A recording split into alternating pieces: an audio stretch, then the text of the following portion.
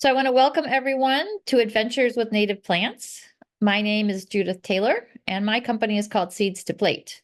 I teach classes on many gardening topics. I provide on-site garden coaching as well. And if you enjoy our event tonight, I'm hoping you'll sign up for my mailing list so you can be the first to know about upcoming classes and events. And if you like this webinar type of forum, also please let me know, as well as any topics you might be interested in, because I would like to do more of these in the future. If you go to seeds2plate.com, there you see on the screen, and click the subscribe menu link, I will get you on my mailing list, and I promise I won't share or sell your email address. So Prairie Moon Nursery has been around for 40 years. As Cavan, if the people who are early, you probably heard Cavan talking about some of the history of Prairie Moon. They've been around for 40 years, and they have the largest native plant collection available for retail sales in the United States. They have a network of growers across the Midwest, and they supply over 700 North American species. Their seeds and plants have been used by national parks, local municipalities, corporate planners, teachers, farmers, and especially backyard gardeners. When you buy from Prairie Moon, you know you're getting the authentic wild type native plants, not cultivated varieties that are bred by the horticultural industry. They're dedicated to help you be a part of the collective effort to nurture and sustain the living landscape. The company also has really, really good educational resources on their website that you can access anytime. I've also posted some handy charts and articles that they have created about natives on my website at seeds2plate.com under the resources tab. So feel free to check them out anytime. Tonight, I'm going to introduce you to our speaker, Cavan Mittag-McNaught. I met Cavan when I contacted Prairie Moon to thank them for a seed donation that they made to the Littleton Library.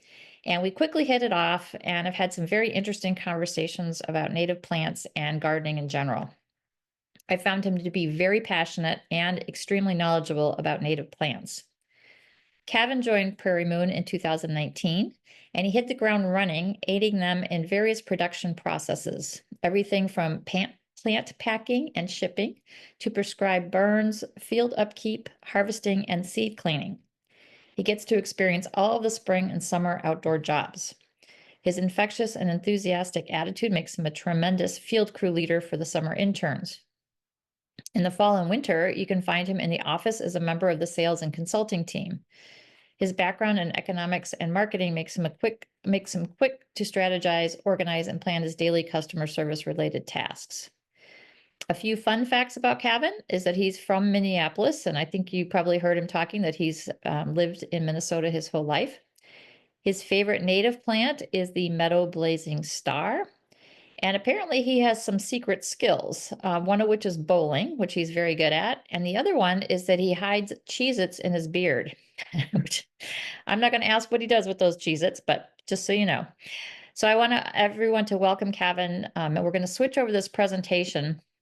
And what we are going to do is we are going to show you a video so you can actually see their harvesting field or their growing fields. Judith, thank you for having me. I'm very excited to share some stuff with you guys. I don't know if you guys know a whole lot about native plants, but that's what the beauty of this is. If you know a lot and know a little, that's what we're here for. This video that we're about to share with you was made pretty quickly. I needed to do a quick little video demonstrating our fields, processing, cleaning, seed collecting, all that jazz for a different group.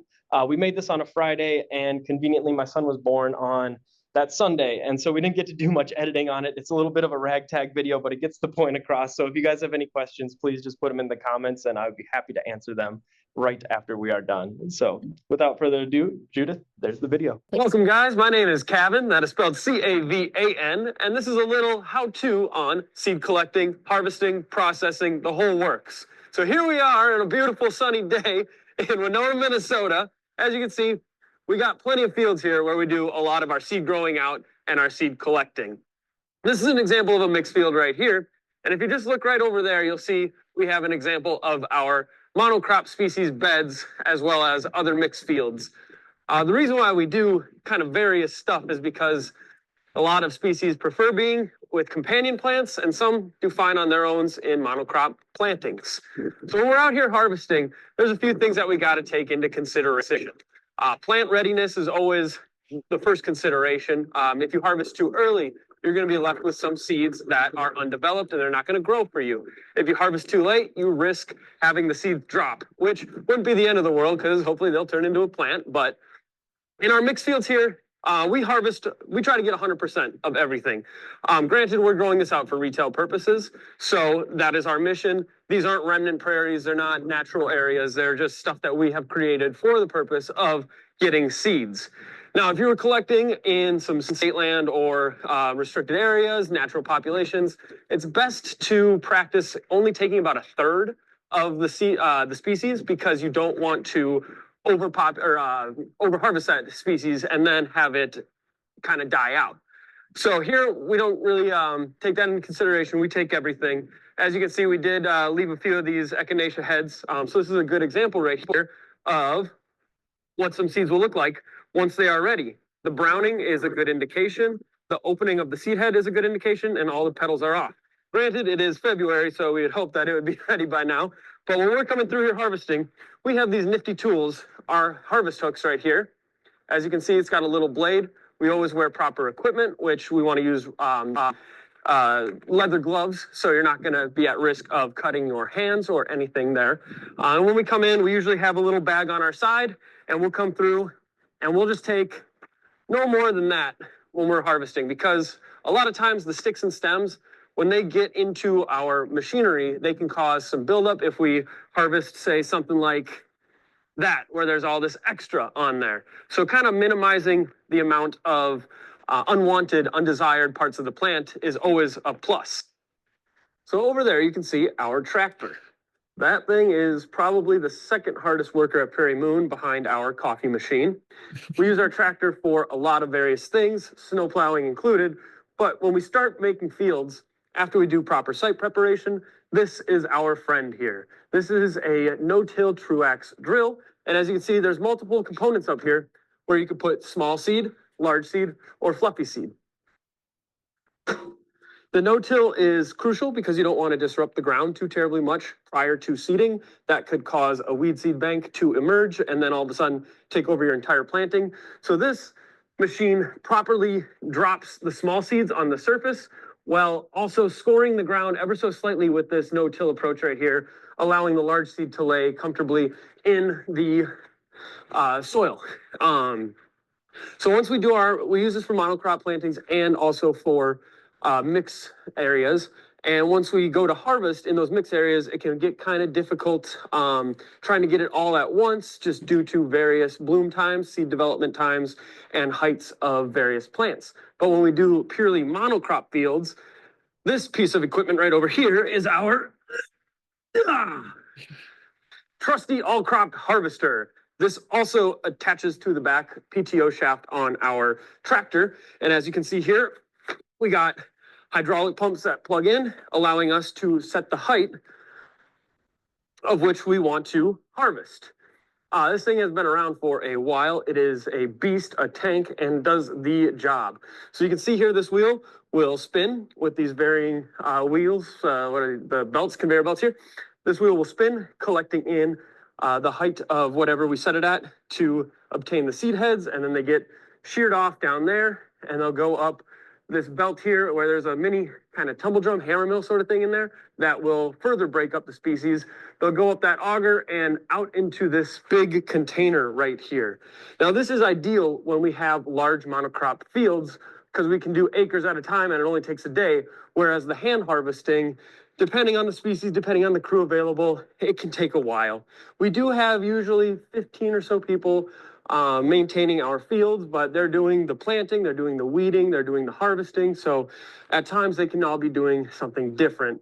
But generally about 15 hands on deck. So that's why this thing can only be run with 2 people and we can do a whole acre in less than a day. So it's very, very useful. The other thing that this does is it's kind of like a 2-for-1 because we get the harvest and we get a little bit of that hammer mill action. So when the seeds come out of here, they are actually have one extra step already taken care of in the processing process. After we harvest, whether that's hand harvest or combine harvest, we like to lay out our seeds. So I can go show you a little bit about that right now. Here we are in one of our pole sheds where we do a lot of seed drying. Right now, it doesn't look like too terribly much given that we're in the off season, but you can still kind of get the general idea of how we process stuff. So here on the ground, we got this large tarp, and you can kind of see there are some echinacea seed heads here and there. Drawing out seeds after harvest is really important because that allows the seed to break off of the seed head easier. And so if you're doing this at home, it's definitely going to help you drying it out before you try to get that seed extracted.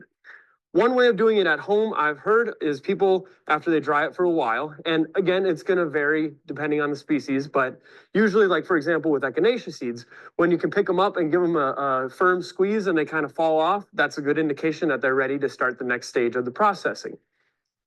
At home, if you do this on a giant tarp or cardboard or even kiddie pool, you can put the seeds underneath a tarp or that cardboard and kind of hit them with a shovel to get them off of there. What we use for those kind of more dense stuff, like, rattlesnake master is a good example too of how the seed head is on top. And if that one dries out enough, you can give it a nice firm squeeze and they should all fall off. But what we use is another tool that attaches to the back of our tractor. Through the PTO shaft here, this is a hammer mill originally designed for corn. Now, there are no true native seed processing equipment. So everything that we have is kind of like farm equipment, but just modified to meet native seeds.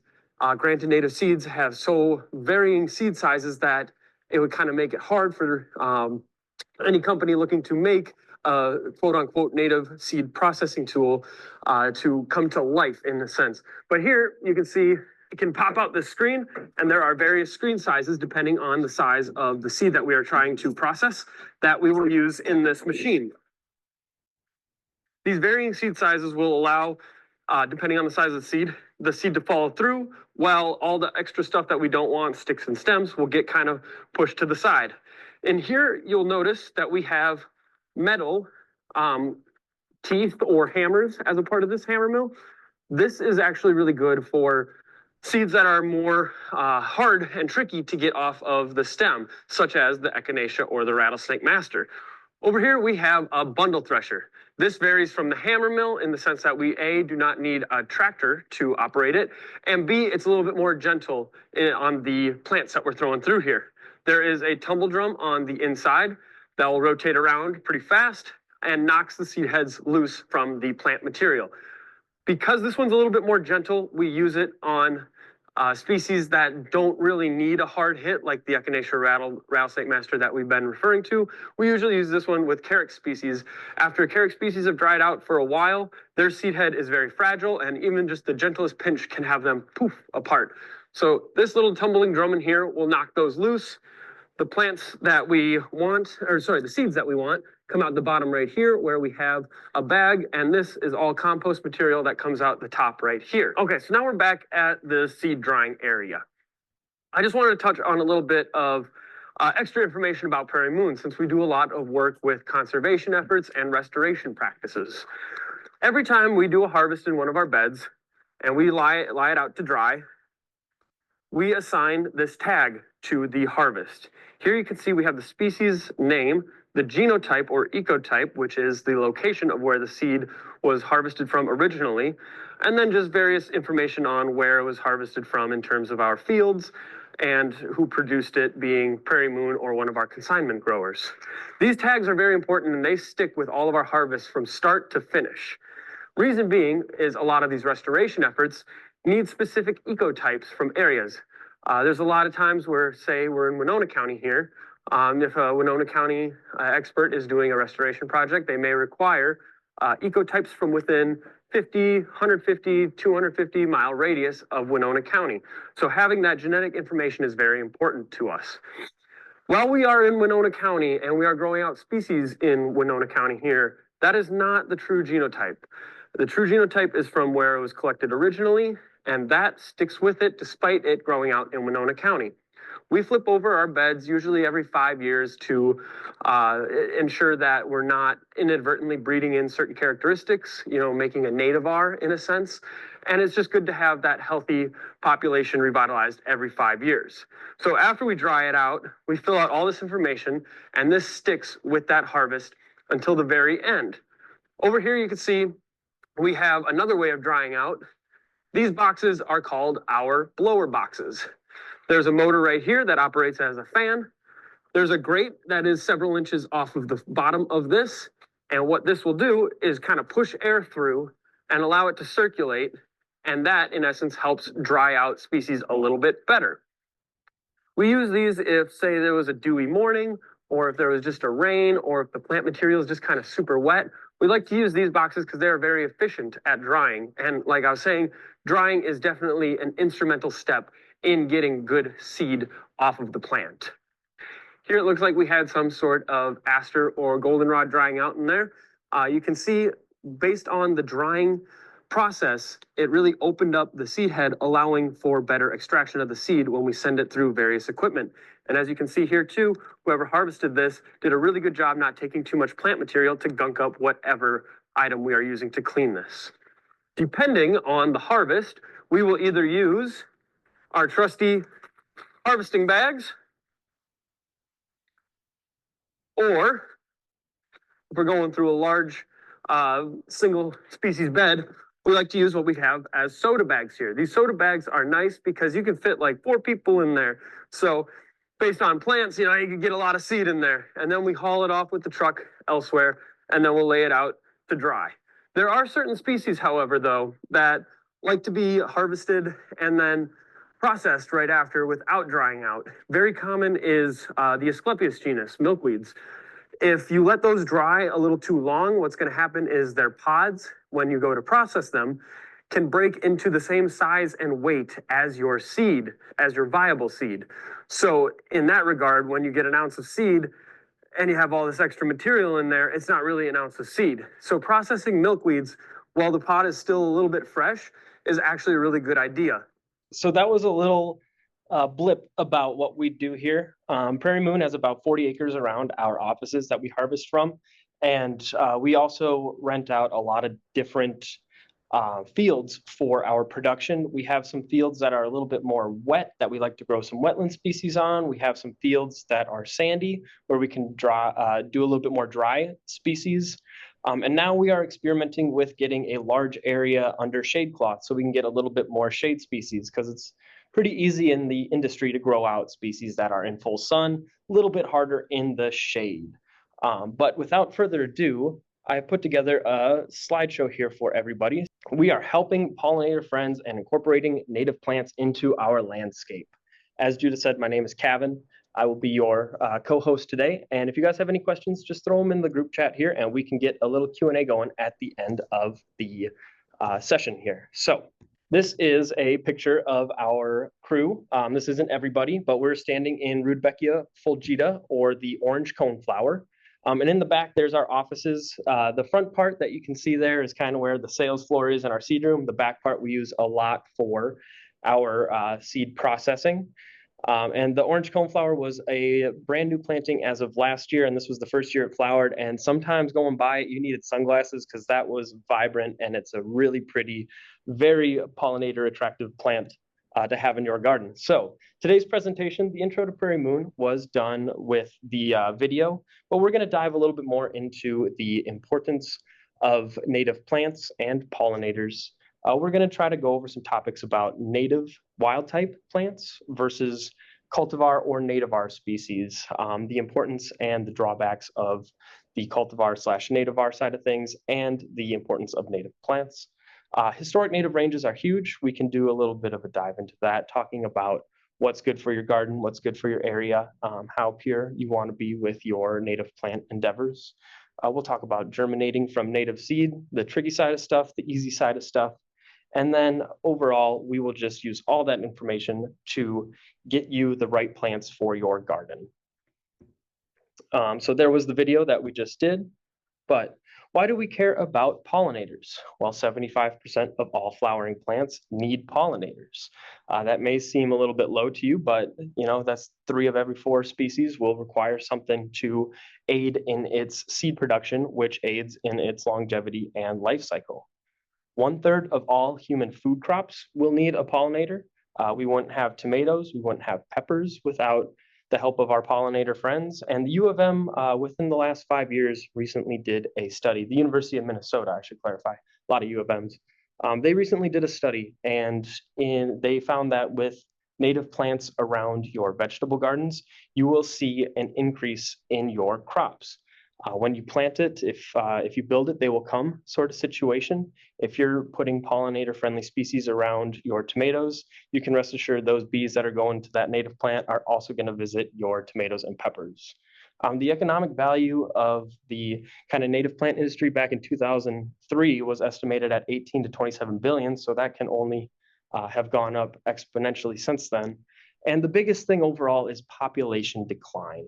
Everybody loves seeing monarchs. They offer a lot of intrinsic value. I remember as a kid in elementary school, we were raising the caterpillars and such, but they have recently entered the endangered list. So supporting them with their host plants as well as plants that they feed and nectar on is going to be huge to help their life cycle. Some bumblebees, including the rusty patch bumblebee, are also on the endangered list. And again, that just adds to the overall fact that we need these pollinators here for our human food consumption, our crops, and a lot more than what just meets the eye. So this attention isn't just with the quote unquote native plant nerds. You can see here the Guardian has been talking about it, BBC, the Smithsonian, all these articles are within the last 10 years. And so there is a drive for it, there is an importance. And while you may not have an acreage, every little bit does help, even if it's just a couple plants around your house. So taking a little bit more of a dive into the causes of population decline. Habitat destruction is huge. Paving paradise and putting up parking lots. There's a lot of industrial complexes moving in that are creating less and less native habitats for our native insect populations. Back in 1830, I want to say, North America was kind of known as the tall grass prairie center of the world. And here we are today with about less than 1% of our remnant prairies still in action, still viable, and still going strong. So, this habitat destruction is one of the major leading causes, as well as pesticides. Most common one that is used in the industry that is also probably one of the most dangerous ones for pollinators are called neonicotinoids. We'll do a little bit of a dive into that on the next slide here. But then, of course, the climate change issue. That is ever present, that is always getting talked about, and it's going to be instrumental in the future because we don't know how native plants and native insect populations are really going to react. Over time, what is that impact? Are we going to see more southern species that are used to zone 9, 8, 7, kind of moving more north? Recently, the USDA just reclassified a lot of these zones, and we here in Winona County went from a zone 4B to a 5A. I think all across the board there was a slight shift up, but it is a red flag, and it is something to not just kind of brush off. With that, are we going to see a shift in wetland species adapting more to drier conditions? Or is it going to be dry to wet? We don't really know, and it's hard to say because there's not been too many studies on it. I believe studies are underway now, but there just isn't too much literature on it that we can draw from, and it might happen quicker than we think. So doing your part in getting a few native plants in here and there, and also monitoring what is native and how those areas are changing and what is shifting, possibly more north, is something to keep in mind, especially for your garden for the future. So doing the dive into neonicotinoids, kind of a lengthy word. That's how you can pronounce it right there up top. These are systemic chemicals, which means it's absorbed into the vascular system of the plant, and it makes the entire plant toxic. And that means that it will target both insects that you don't want and the pollinator friends that you do want. Systemic chemicals impact the central nervous system of insects, resulting in paralysis and death. Neonicotinoids are particularly harmful because they can get passed from insect to insect. So once it's consumed by the adult, it's stored and fed to the developing young, leading to a wipeout of entire colonies of bees, insects alike. This is one of the biggest reasons for pollinator friends declining. And one thing that you can do is question your local garden center on if they use these or not. Educating others is always important too. The more people know, the more we can avoid these. I remember being at a garden center here in Winona, and I asked them if they used them, and the guy shrugged it off, didn't answer my question, and walked away. So I left that garden center. I care about my bumblebees. I'm not going to do anything to harm them. So it's good to question them, and if they don't know, maybe you can be their education. So I love this graphic here because it really shows the importance of native plants. Native plants are that foundation. They are the base. Primary producers, 100% include native plants. So what happens there, we have host plants, monarch caterpillar, they love milkweed. They're going to eat milkweed. Somebody needs to eat the monarch caterpillar, somebody needs to eat that, and so on and so forth. And then when things perish, the decomposers come in and they kind of start that cycle all over again at the bottom. But really, it starts with native plants as the primary producers right at the base, the foundation. This kind of examples the circle of life that we like to talk about, which we'll do a little bit of a dive into here. So the circle of life, ecosystem restorations, clean air, clean water, healthy soils, invasive species, and resource conservation. Native plants and pollinators play a huge role in all 6 of these elements. So we'll just do a little bit of a explanation here with ecosystem restoration. As I was saying, tallgrass prairies are the most threatened ecosystem in North America. 99% of original prairies, the remnant prairies that we were talking about, have been destroyed since 1830, leaving less than 1% of these remnants around. About 3 years ago, we took a summer trip as Prairie Moon over to a remnant prairie down in Iowa, and the signage there explaining everything was beautiful. It was really cool being in a field that wasn't tampered with or altered or intentionally planted, and everything there, all the species that we were identifying, we knew as true Iowa natives. So it was really cool having that background knowledge and being just kind of in this field of plants that you knew wasn't touched with and has been there for decades and even centuries. So these remnant prairies are few and far in between, and they are hard to come by. If you get a chance to visit one, I would definitely recommend going and checking it out. So the need to restore native habitats is apparent. The clean air, prairies and native plants sequester pollutants and carbon from the atmosphere, leading to cleaner air, and even small plantings around your house can make a difference. In that regard too, the deep root structure of native plants kind of acts as a sponge and filter. They're able to use that dirty water and put it to their benefit and grow from it. A lot of native plants are extremely drought resistant, and that is due to their deep, deep, deep root structures. We have a banner that we love using for conferences that is, I can't even tell you how high, but it shows the big blue stem Andropogon gerardii and its root structure. And this root structure, it's always an eye catcher at these events because it stands at least 30 feet above our tables, and people love to come by and see. And this root structure is exactly that big. If you let them go, they will dive down and they will try to find that moisture and they will help filter it. Healthy soils, native plants with those root structures can really help prevent erosion, which is going to be instrumental on hillsides, goat prairies, anything that has roughly, over a 20% grade or so. Getting native plants with that deep root system in there will help keep that soil kind of locked into place. The creation of topsoil over time is always healthy. You don't want lousy soil. Native plants can help with that. even though they can thrive in those lousy soil situations. And one really cool element of native plants is the legumes side of thing. Legumes can fix nitrogen in the soil, helping to amend it and offer natural nutrient to the soil. Invasive species are something to keep in mind. It's easy for some non-native species to jump ship and kind of take over, and all of a sudden that is, the new thing that is planted there that you didn't want there.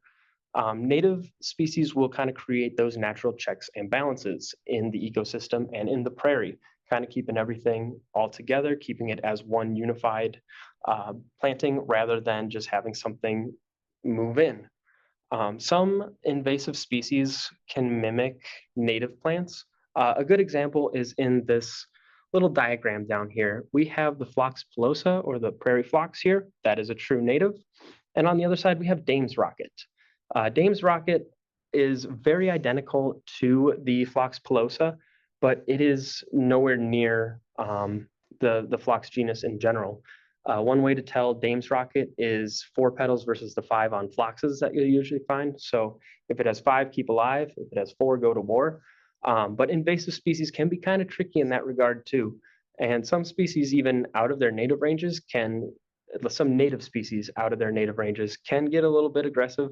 And in some cases too, they're very tame. So if you want to ensure that your planting is going to have the best longevity, putting something historically native from your area into your garden is not a bad option at all. And overall conservation. After establishment, native plants will save you on time and money. There's no need for pruning. Granted, if you have a shrub, you might want to prune it if it's getting a little unruly. There's no need for mowing unless you have a large acreage prairie that you are trying to manage or restore, but the use for fertilizer is 0. Irrigation is 0 due to what we were talking about before, their deep root structures and their drought tolerance. So with that in mind, let's take a look at some native plants, the true wild types, versus cultivars and nativars. On the left side here of both of these, you will see 2 wild type native plants, this one being purple coneflower, this one being the columbine. These are kind of industry favorites to turn into something other than the true wild type. So what exactly is a nativar? To me, it's a faux native. It's a cultivated variety of a wild type native plant. And these are usually done for intentional purposes to breed into these plants showier blooms, meaning different bloom shapes, longer bloom times, all sorts of wild stuff. They're usually a sterile plant too, so they won't produce a seed. And they can sometimes be meant to grow in different conditions. So the Echinacea coneflower genus, for example, is very apt to drier soils. Sometimes they'll grow them out for wetter soils, taking them out of their natural habitats. You can usually tell a nativar by the kind of colorful descriptive names. So here we have a few examples. You can see this one, the Sombrero Baja, that's not a true native. Powwow Wildberry, again, not the true native.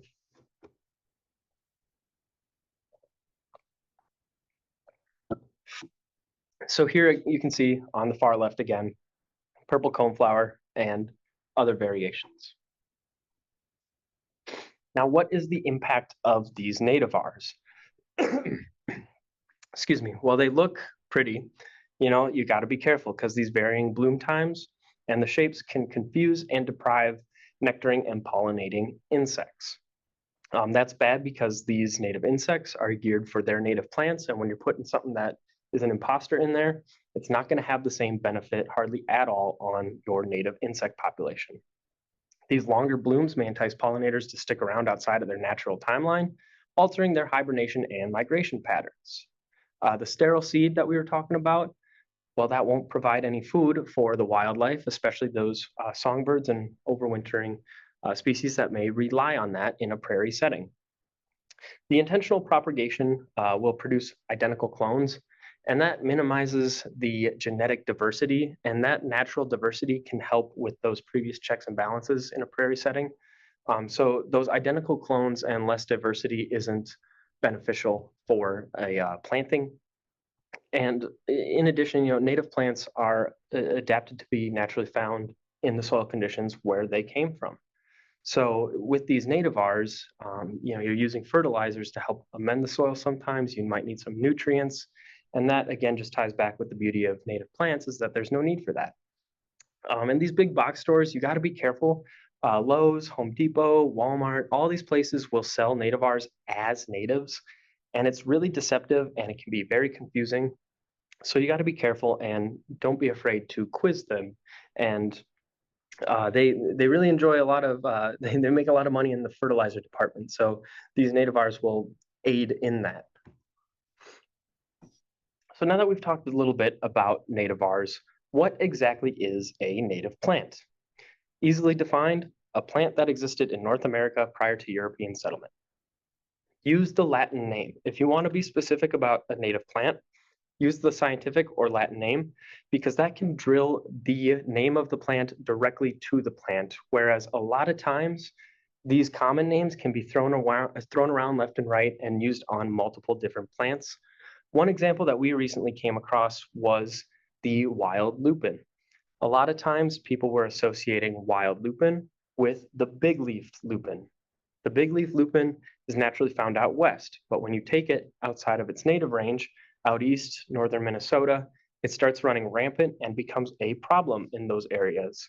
So when people were seeing that we have the wild lupin, they were concerned and they were coming to us saying, hey, you can't be selling that. This is bad in this area. What we sell is the Lupinus perennis. That is the wild lupin.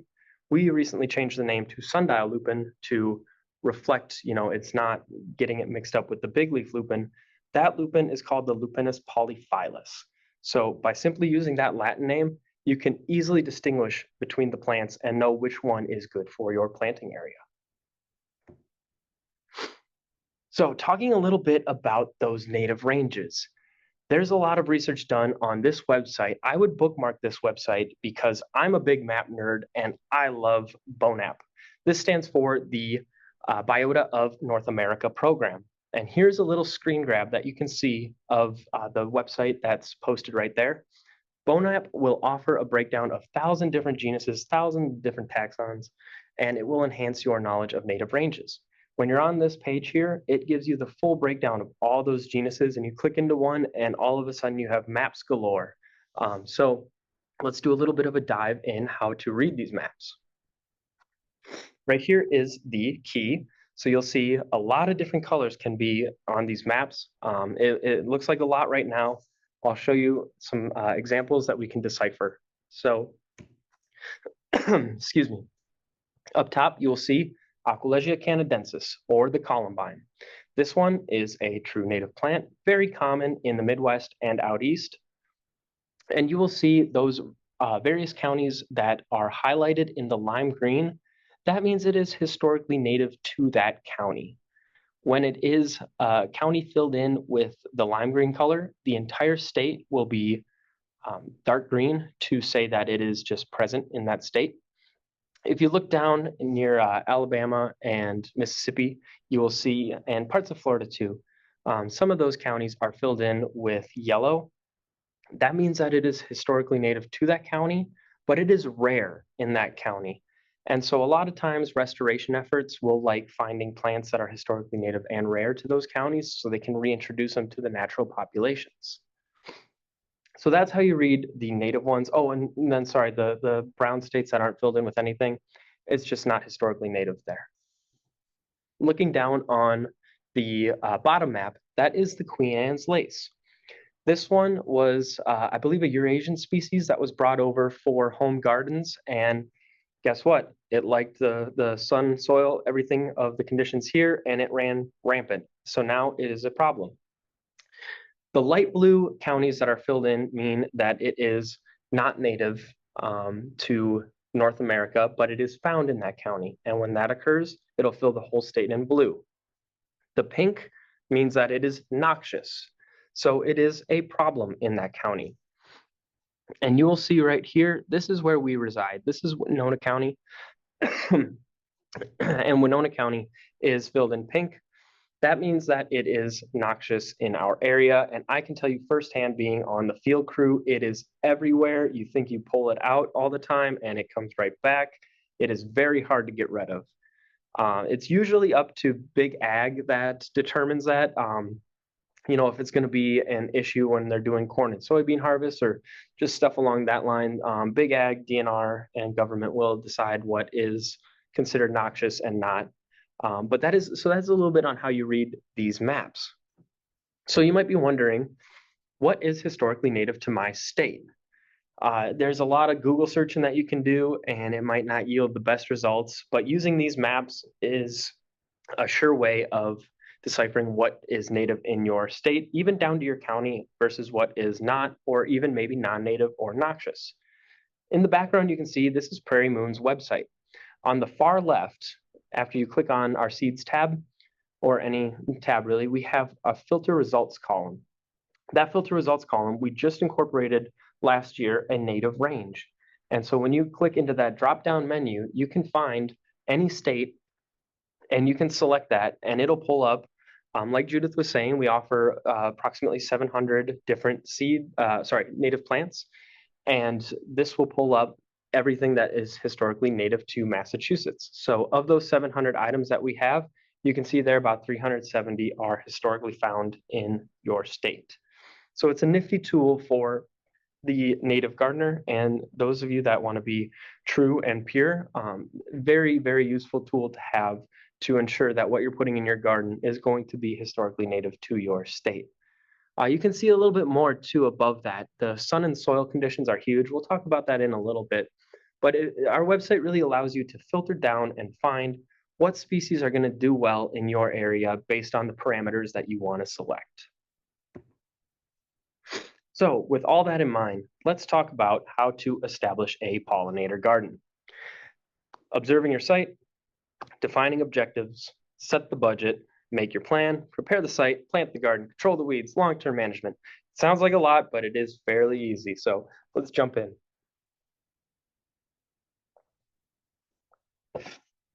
First, we got to observe our site.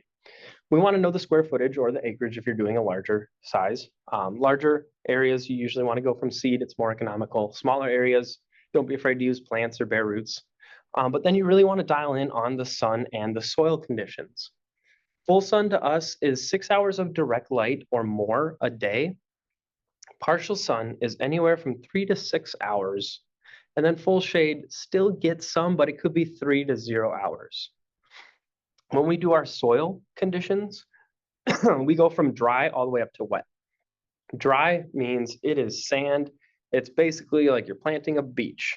When we say wet, that indicates standing water. And so there are species that can handle the standing water. And yes, there are species that can take the driest, most drained soils. And then the happy medium is kind of in between. When we say medium wet, that's not like, oh yeah, it kind of holds moisture. Medium wet means that these species can handle some standing water initially, but they can also handle when it dries out if the planting area is prone to drying out in, say, the summertime, June, July, when there's hardly any rain, it's hot and dry. So that medium wet is a good indication for like rain gardens, for an example. Moving on to defining our objectives. One of the biggest goals of planting native plants is helping the pollinators. On the left side of the screen there, you can see this is our native plant and insect interactions guide. We partnered with Heather Home to make this. It gives you a full breakdown of native plants, and then the dot corresponds to what it helps, whether that's specialty bees, beetles, it's a host plant, moths, butterflies, the whole 9 yards. We have that available. If you wanted to reach out to me, I'd happily send you a guide so you can have one in hand. I believe it is also available on Judith's website if you wanted to download the PDF and save some paper. So planting for pollinators is huge. If you want to incorporate species that will help anything, I would definitely recommend taking a look at that native plant and insect interactions guide. But the other thing you want to keep in mind is, you don't just want a splash of color right away and then it fade away, or, oh, I don't need color at the beginning, I just want color at the end. Having a lot of ephemerals into summer bloomers, into those fall bloomers, goldenrods, asters, all that kind of stuff is going to help keep nectar and pollen around for your pollinator friends year round. And that is kind of one of the objectives that you should be aiming for. Another thing to define is how pure do you want to be? Do you need everything native to your state, county? Does it matter? Planting natives not historically found in your state is not a bad thing. They can still harness the benefits of native plants, the drought resistance, no fertilizer, nutrients, excuse me. And so it's still not altogether a negative impact if you're taking something out of the historic native range. The one thing you just got to keep in mind is it going to like this area more than where it originated, and is it going to take off? Sometimes it can, sometimes it could just die out. So planting and monitoring is always a beneficial aspect of your gardens as well. Just a few little examples here. Bees, wasps, butterflies, moths, flies, yes, flies, beetles. There's a lot more pollinators out there than you would think.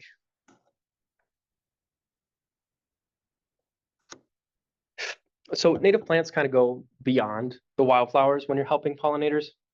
70% of native bees are ground nesting, and they do use prairies for this if they can find a little bit of an open soil, say in between some clump-forming grasses. That can help hide them from predators. They will use prairies for this 100%. And the other 30% of bees that overwinter and nest are cavity nesting. And so they like going into piles of brush. Hollow stems are very common for overwintering. And so that being said, you want to be careful burning or cutting down your prairie plants in the spring, because if you do it too early, you might harm those overwintering insects, the ones that haven't hatched yet. So you got to wait a little bit until the insects wake up for the year and sprout, if you will. One thing that we do locally here in the southwest part of Wisconsin and southeast part of Minnesota is called No Mow May. And that means we don't mow anything until mid to end of May, usually the end of May, because that allows for those nesting insects and those larvae to hatch properly without fear of getting run over, for a lack of better words, in a lawn. So just practicing that can help aid in keeping pollinators around. Going back to defining the objectives, if you're looking for host plants, say you know you have a lot of monarch caterpillars in your area, if you search host plants on our website, that will lead you to everything that we carry that is a host plant. And then you can further filter for states for native ranges and such. Same thing with monarchs. If you search monarchs, we have monarch favorites. And, you know, say you're a swallowtail nerd, well, we got stuff for that too. If you're really thinking of anything on our website, you know, I wonder if this is, we have a lot of search springs that will populate with stuff that we carry based on what you search. Another one is like juglone tolerance. Juglone is the chemical component in black walnut trees that can inhibit growth underneath them. But there are certain natives that are still beneficial in those areas that are juglone resistant. So if you just purely search that on our website, that'll populate with it. So if you have any recommendations too, and we don't have it as one of our search springs, feel free to send it our way. We'd love to get something going in that regard. Okay, moving on to setting the budget. Like we had kind of mentioned, seeds are going to be your economical. They're going to be the most cost effective. They're good for large areas. Granted, from a seed, after you sow it, after it stratifies, it can take up to 3 years to see blooms. So you're kind of playing the long haul with that one. Bare roots are a more mature plant. Sorry, excuse me. They've been growing out for approximately 2 years in our garden beds. So they're ready to go onward and upward. We dig them early in the season, so they're still in their dormant state. They're still asleep for the year. Pack them in peat moss, keep them in a giant walk-in cooler to kind of mimic them being in the ground. Pack them as needed, ship the orders. When you get them, they're meant to go right in the ground and break that dormancy once temperatures, ground temperatures, usually heat up to about 60, 65 degrees. We also offer potted plants. They come in sets of 3, 32, 38, or 50. Those are going to be brought up in a greenhouse under ideal conditions. And so they're in their first year of growth. They might do a little bit of root developing before they go onward and upward. So it could be a year before you see blooms on them. The bare roots, because they do carry a lot of tender love and care with them as we're growing them out, do cost a little bit more. But it's all about setting your budget. If you have a smaller area and you have the means to spend some money on some live plants, maybe getting a tray of 50 wouldn't be bad. The trays of 32, 38, and 50 can cover anywhere from like 75 to 150 square feet, depending. It's all based on plant spacing, which is going to vary greatly among all native plants. So if you have a smaller area about that size, you might want to think about getting a tray or two. If you just want to plug in a few roots here and there, you can buy them individually. They're not a bad option to pop in between a couple plants in your garden. Or if you have anything like 500 square feet or more, think about doing a seed mix. So now we got to make the plan. After we have all that kind of background consideration, what do we do next? We got our sun and soil condition, perfect. We need to find the plants that will do well in that area. If we have that larger area, we're probably going to think about doing seed. Smaller area, we can think about doing plants. Large groupings of one species will attract more pollinators than just kind of doing one plant, one plant, one plant. So that kind of clustered garden approach, you can still make it look neat if you want it to look like that.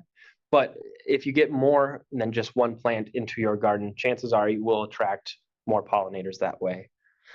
Preparing your site is huge. We'll go into that on the next slide. But you really want to minimize the weed pressure. And if you're seeding, that seed to soil contact is